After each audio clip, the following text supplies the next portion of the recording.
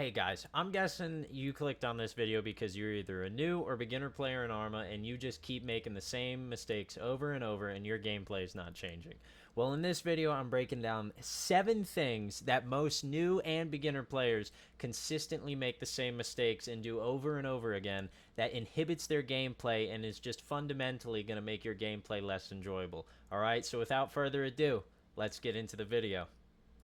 Alright, so number one, what most people run into, most new players, you're going to be carrying too much on your kit. Now, as you can see, this kit is 90 kilograms almost, and it's carrying a lot of rockets and a lot of PKM ammo. And while that is nice and fun to run, you are kind of carrying too much, and you're going to see your weight is too much, you're going to have barely any stamina, and your full sprint speed in this is this. That is as fast as you are going to go. You're fully sprinting. As you can see on the bottom left, your stamina, you barely have any. It drains within seconds. And you're really not going to be mobile or able to get away from anything in a state like this. And it's just not going to help you stay alive in the long run. And while there's nothing wrong with carrying a kit this heavy if you've played the game for a while and like you have a set position where you're just going to hold down a base, go be my guest. Go ahead and do it. But other than that, I mean, you're going to not want to run so heavy because it's just going to hinder you in the long run. As compared to the next kit, which is a much lighter style rifleman kit, which much more mobility. Now looking at our much more lenient and leaner kit, this fast moving rifleman kit. Now we only have 40 kilograms on this guy. We have about 6 to 8 magazines and a whole RPG, no extra mags, right? And that's just grenades, smokes, a few of each, and you have all the essentials on you, and you barely weigh anything. We're half the weight of the last character, right? So we obviously are going to have much more stamina, and our movement speed is going to be through the roof compared to when we were hucking 90 kilograms. And as you can see here, we dropped the rocket launcher. We're suddenly at 26 kilograms, right? And look at that speed difference right there. You are much more agile and much more mobile, all right? So you don't need to take a rocket launcher each time. You could carry 20 more mags of that gun and you're still going to be under 30, 35 probably. And you have fast movement. You have so much stamina. It comes back faster. And you're just going to be better out there in the field. You're going to stay alive longer. You're going to be able to get behind cover faster. It's much easier to stay alive when you're able to move on your feet fast and quick. And that's why you definitely want to make sure you don't overpack your kits and you pack what you need at a reasonable weight so you have good movement speed and good stamina all throughout the game. Now, another mistake people run into is the misuse of vehicles in this game. Now, guys, right here you can see you can decommission any vehicle, all right? You just go up to it and interact with it from the front. It's not that hard, all right? There's too many people who leave them in front of bases and it just clogs the whole base up, all right? And another one here too, guys, to save vehicles. Any vehicle that is on fire or smoking, you can extinguish the fire with a wrench. You do not need supplies to do this. As you can see right here, I'm doing it right here, extinguishing the fire. You can do that with no supplies, and you can save helicopters, vehicles, tanks. Like, if you blow up an enemy tank and it's not fully blown up and they're all dead, you can put out the fire and take that tank, guys. All right, so just make sure we're decommissioning vehicles when you don't need them and you're not parking them in the middle of the base that clogs up runways and people can't get through. All right, guys, just keep them out. If you're done using it, decommission it. Don't crash them in the road or crash them near a supply point. Like, we really got to keep those areas clean, guys, to keep these games flowing and everything nice. We can't have vehicles jumbled up in front of main 10 or by the supply points. They need to be clear so we can get in and out and get these supplies to the bases. Now, another topic to look into, guys, and this is a big one. Team communication and just like being able to communicate with your team in general. All right, there's going to be many cases in this game where you are going to be needing to listen to your teammates and communicate on radio to know what's going on. Like in this clip right here, these two guys are communicating to each other and me that people are up in that church right there with that guy right there, and that is crucial information that you need to be able to get across to other people and that other people will need to get across to you. All right, especially if you're rocking a tank, a helicopter, any kind of armored vehicle.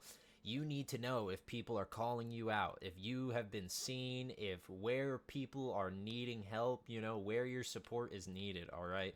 So, take the time, find your radio, find the keybinds, find your push to talk, stuff like that. And, just make sure they're bound and you can speak and you can hear your team, and your gameplay is going to be that much better just due to the fact that you are going to be able to communicate with everyone. You'll know what's going on, where people are pushing, and along with that, another big thing is you guys got to stay with big groups of people. Yeah, they don't have to be that big, but 3 to 4 people. You stop going in alone. Going in alone to these fights and whatnot, nothing good ever happens when you go in alone. You want to go with a squad so everybody can communicate. Other people can have your back. This isn't a game like COD or Battlefield. You got to be in this building like I am right now. You can't really go too far out. You got to stay in these areas. Stick to the bushes, the trees. You have to find cover. This game, you can't just be running and gunning.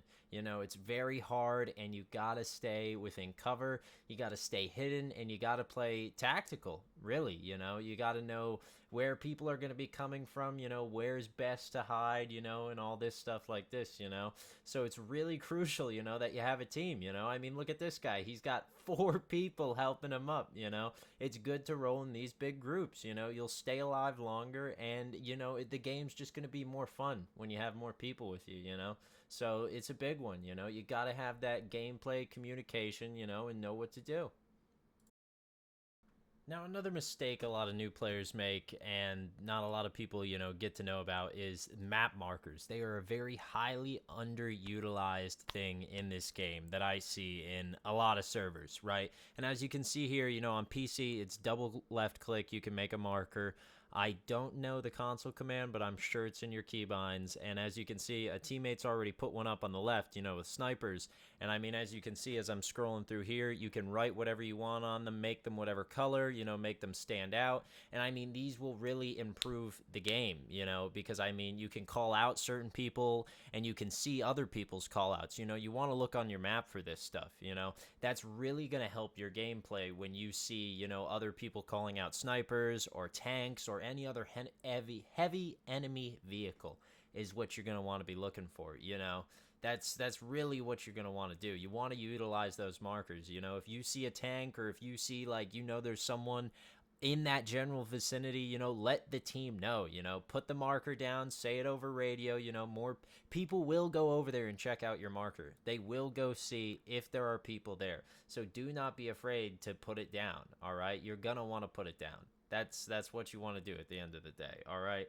And another thing is playing points. What points are important, right?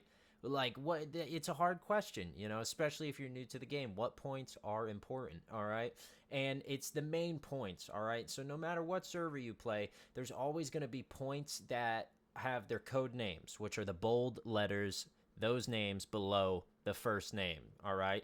And the pink ones are always going to be your main bases, right? Those are your main points. Those are how you win the game. You need to have control of all of those to win the game. And with the pink letters, those are your main points. And then the other bases will only have black bold letters, and those are just regular points. While those are good to control and give you better spacing and better places to spawn up forward, those do not win you the game. You need to have control of the pink main points to win said games. You need to have control of all of them. And some servers, you only need to have control of the majority of them.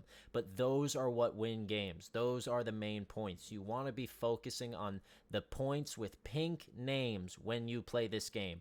Just remember, pink name, that's a good point. You want to go to that point. You want to put supplies in that point, and you want to attack that point. All right? Just remember that. Now, another mistake a lot of new players to this game make are your stance and shooting, right? Now, as you can see here, I'm standing up, and when you shoot full auto, this is the recoil you get when you're standing up, right? Really sporadic, goes up pretty high, right? And now I'm in a crouched position, right? That recoil is far better, right? Real straight, real there, and now you'll see a prone. and there's basically no recoil when you're in the prone position, you know, straight fire, all right? So your stance matters a lot when you're shooting, you know, whether you're crouched, prone, standing up, and you know, some situations you can't be crouched or prone, but you want to try to be, right? And then another mechanic of this game, you'll see here, you can mount your weapon on walls or mounts, you know, you can do it anywhere, and I mean, there is basically no recoil either.